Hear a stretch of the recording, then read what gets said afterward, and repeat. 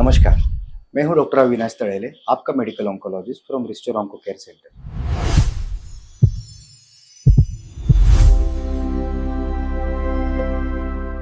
At Restore Onco Care Center, we believe in curing and treating cancer with care and compassion. आज हम लोग हमारे question answer series में अगले कुछ क्वेश्चंस लेंगे, जिसमें हम लोग ब्रेस्ट कैंसर से रिलेटेड कुछ क्वेश्चंस और आंसर्स हम डिस्कस करेंगे। पहला सवाल है सरिता जी से, मुंबई से। उनका कहना है कि डॉक्टर मुझे गांठ है लेकिन उस पर दर्द नहीं होता, तो क्या ये कैंसर हो सकता है? 90% ऑफ द गांठ ब्रेस्ट कैंसर्स में इनिशियली पेनलेस होते हैं। यूजुअली जब कोई गांठ बड़ी होती है तो वो सराउंडिंग स्ट्रक्चर्स पे कंप्रेशन करने के बाद में ही पेन आता है, तो यदि आप पेन का वेट करेंगे तो वो बहुत ही डेंजरस है। Most of the guards simple और बिनाइन रहते हैं, लेकिन उस गार्ड को एड्रेस करना बहुत जरूरी है।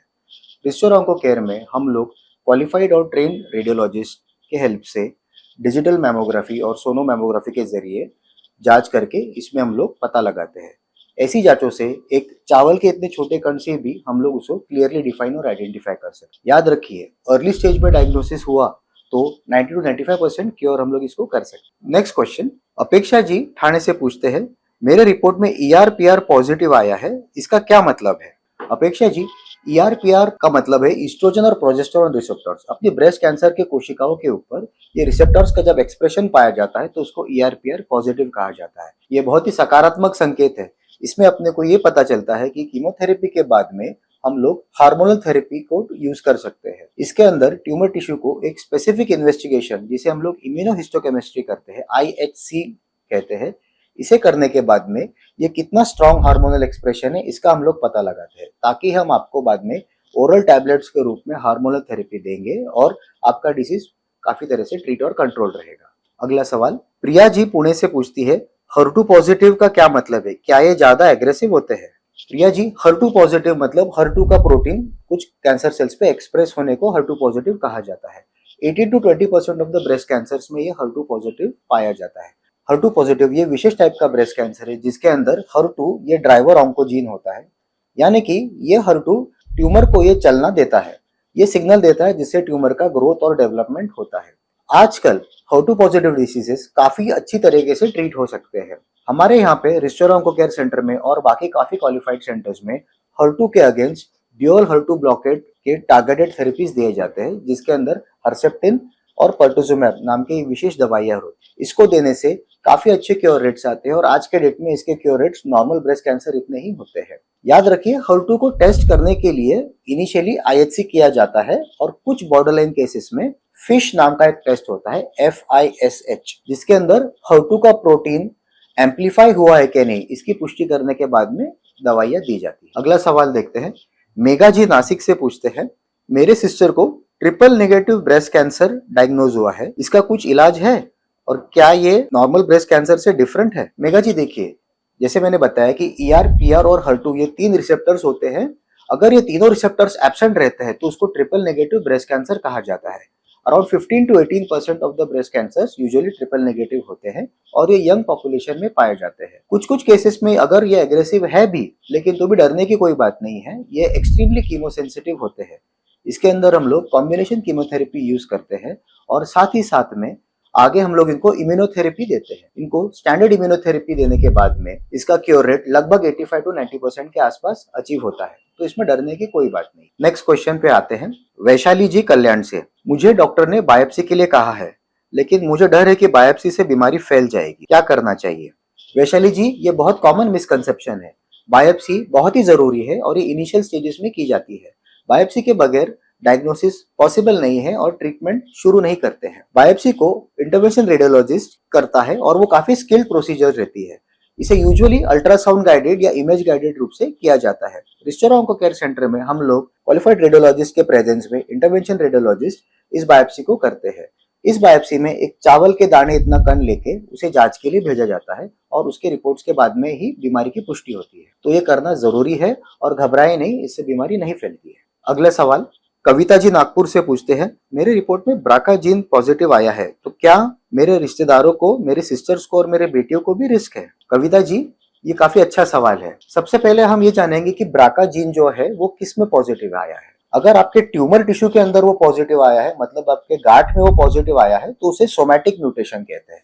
इसका मतलब है कि सिर्फ ट्यूमर के अंदर आपका ब्राका पॉजिटिव आया है। इसका ये मीनिंग है कि इसके अगेंस्ट अपन एक स्पेसिफिक ओरल टारगेटेड थेरेपीज दे सकते हैं जो आपके ट्रीटमेंट के बाद में 2 साल तक चलेंगी, और साथ ही साथ आपको थोड़ा आगे स्क्रीनिंग करना पड़ेगा। यदि इसके बाद में आपका ब्लड चेक करके उसमें जर्मलाइन म्यूटेशन पॉजिटिव आता है तो ही आपके अदर रिलेटिव्स का हम लोग टेस्ट करेंगे। ये सारी प्रक्रिया जेनेटिक काउंसलर द्वारा आपको पूरी तरह समझा के ये की जाएगी। आप आपके किसी भी क्वालिफाइड ओंकोलॉजिस्ट से या नियरेस्ट डॉक्टर से मिलके इसके बारे में समझ सकते हैं।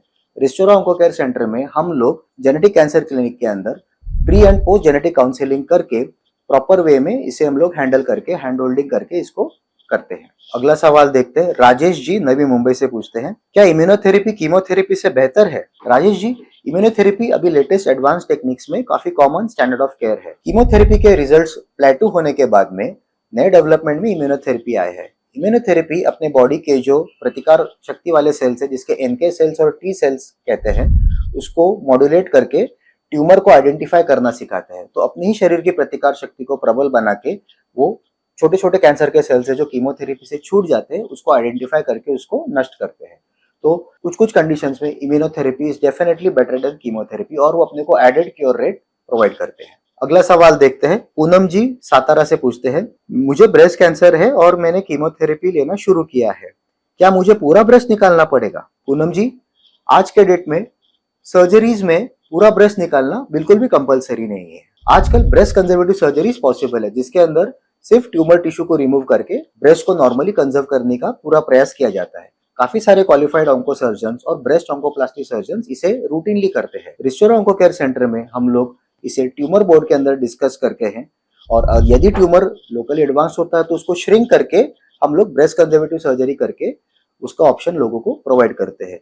याद रखिए, क्वालिफाइड लोगों ने अगर ट्रीट किया तो ब्रेस्ट कंजर्वेटिव सर्जरी और नॉर्मल मैस्टेक्टमी का क्योर रेट बिल्कुल भी सेम है, और आजकल ये बॉडी इमेज के लिए और आपके कॉन्फिडेंस के लिए बहुत इंपॉर्टेंट है। अगला सवाल देखते हैं। लता जी पूछते हैं सोलापुर से, क्या हार्मोनल थेरेपी की गोलियों से मेरे शरीर पे कोई दुष्प्रभाव पड़ता है? लता जी, हार्मोनल थेरेपी बहुत ही सेफ इफेक्टिव ट्रीटमेंट है। इसके बहुत ही मामूली से साइड इफेक्ट्स है।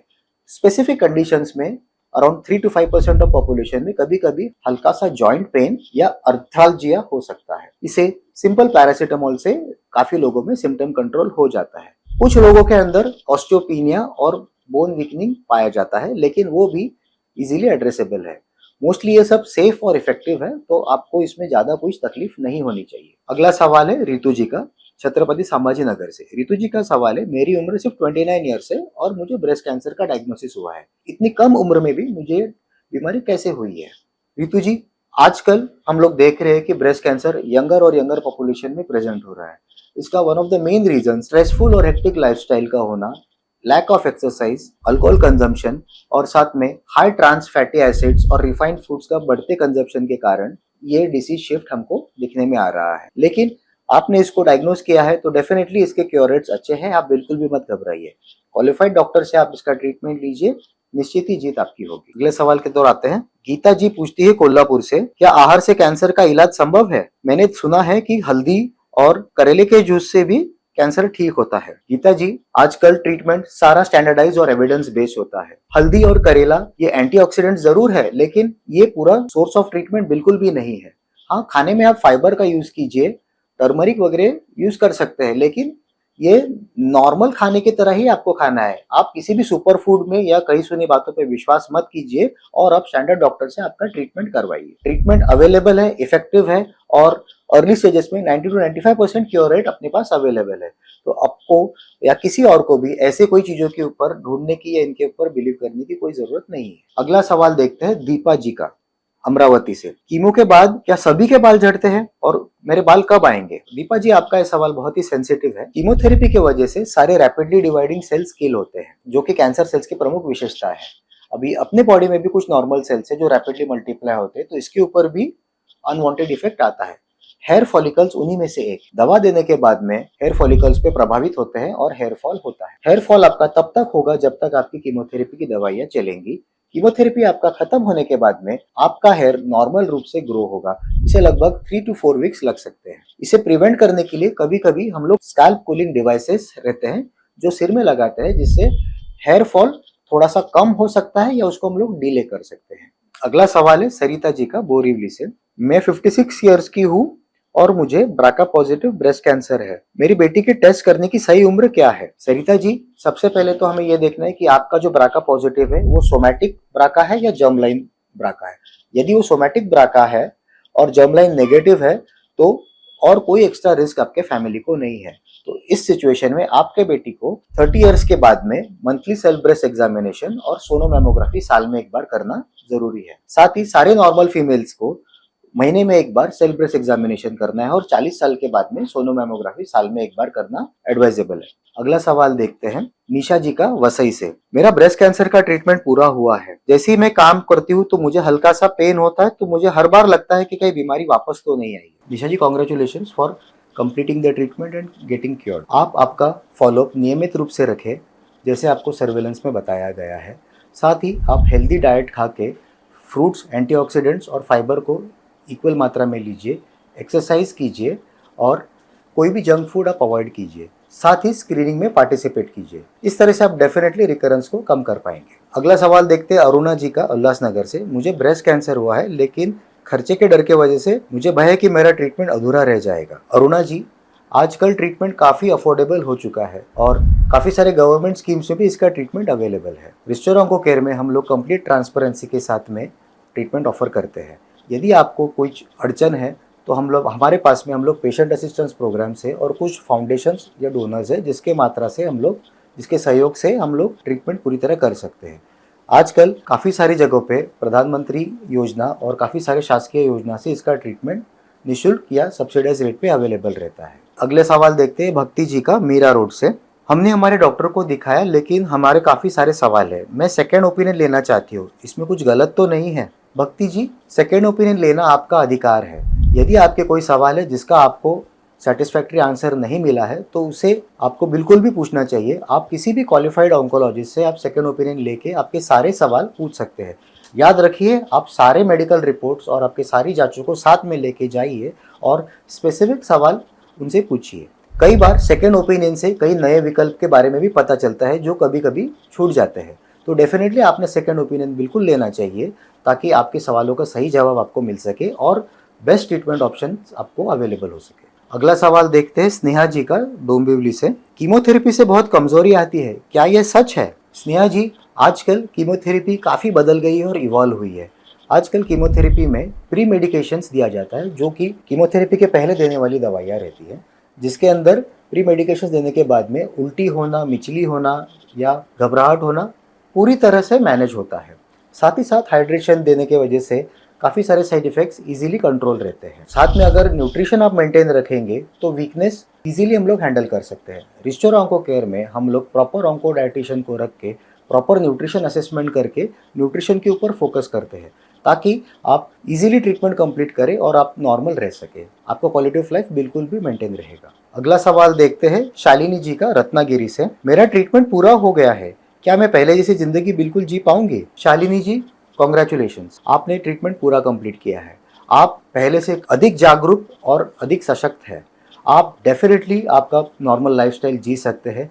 इनफैक्ट ट्रीटमेंट का प्रमुख उद्देश्य ही ये होता है कि restoring back the quality of life. At restore onco care हम लोग बिलीव करते हैं curing and treating cancer with care and compassion. आप डेफिनेटली फॉलोअप कीजिए, हेल्दी लाइफस्टाइल को अडेप्ट कीजिए और आप डेफिनेटली नॉर्मल आपकी तरह जी पाएंगे। All the best friends. Breast cancer एक पड़ाव है, कोई अंत नहीं। रिस्टोरा ऑन्को केयर सेंटर में हम लोग हर रोज एक नई उम्मीद के साथ काम करते हैं ताकि हर वुमेन, स्त्री या बहन को उचित इन्फॉर्मेशन मिल सके, access to correct treatment available हो जाए।